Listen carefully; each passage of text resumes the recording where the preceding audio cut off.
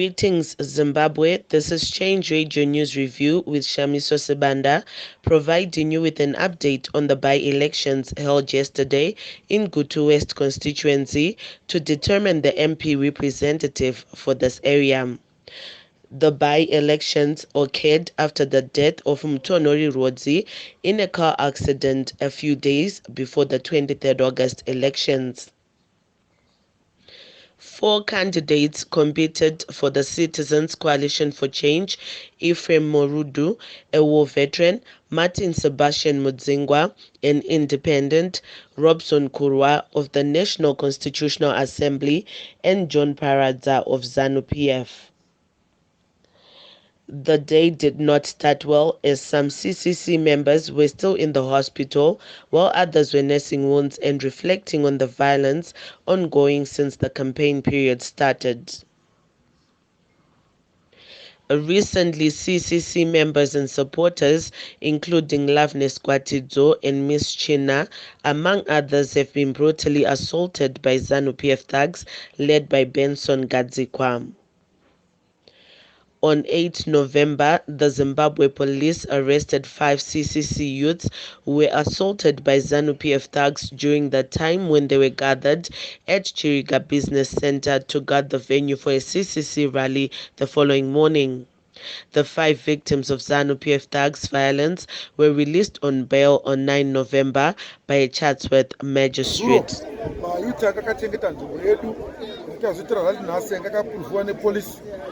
Pakaita vanhu vezanu vakauya vakazvindikita vakarova mayuti edu angari panzvimbo yakabvumidzwa nemapurisa.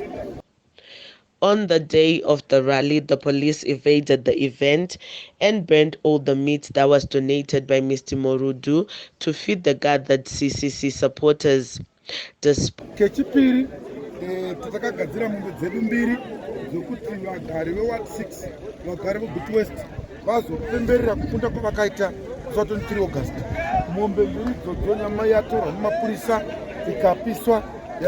These intimidating conditions, CCC supporters attended the rally in numbers and sang and danced and listened attentively to Honorable Chibaya's message. On 10 November, there was sanity as everyone prepared to go and vote. On the 11th, everyone woke up to fast tables strategically positioned near every polling station all over the constituency. FAS officials were recording people's names before and after voting, demanding everyone write down the ballot paper serial number and submit it to FAS after voting. That FAS members and ZANU-PF members are stationed just a few meters away from many polling stations across Gutu West. Ngandiri pano pa ward 41 Neshenje polling station taona kune group yavarume navakadzi veFAS vari kumanikidza vanhu kuti kana muchivhota vanofana kuvhoterani.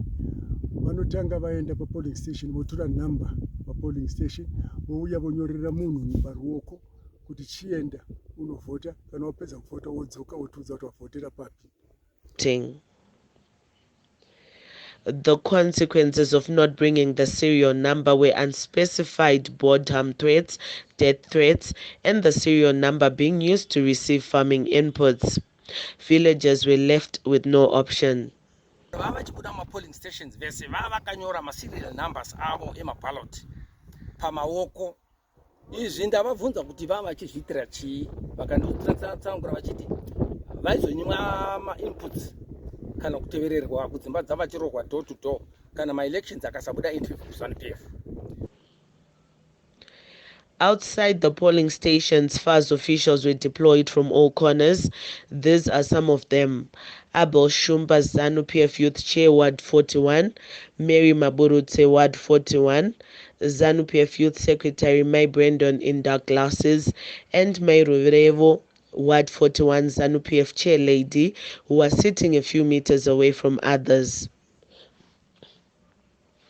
As if this were not enough, ZANU-PF branded cars were seen roving around the polling stations to intimidate and coerce voters.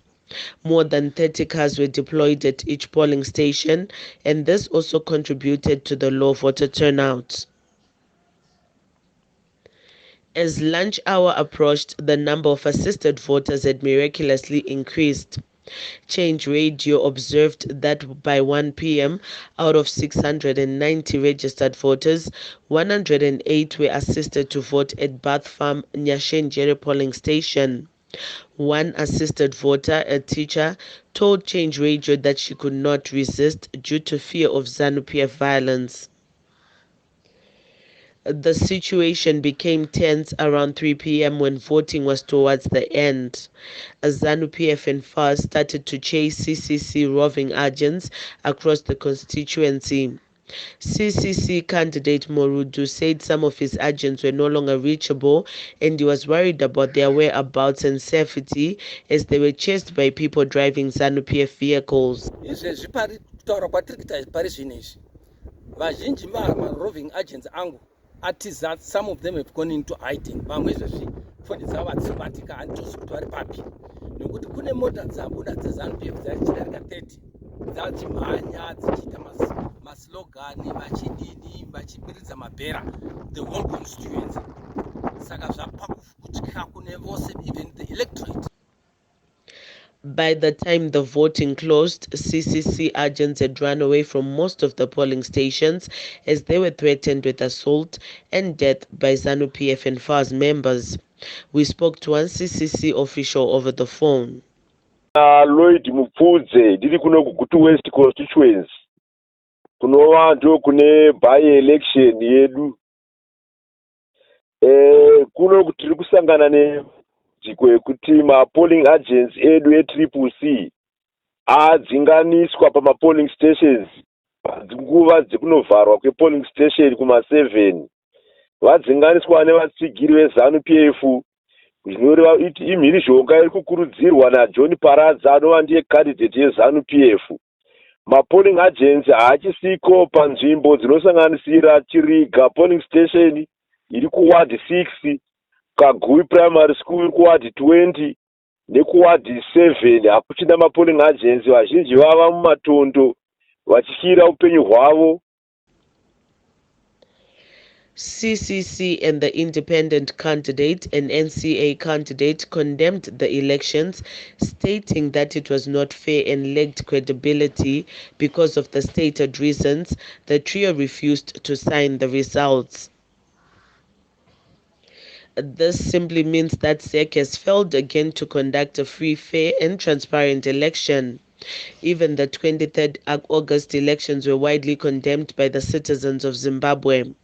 The local and international observer missions and the Citizens Coalition for Change also refused to authenticate them.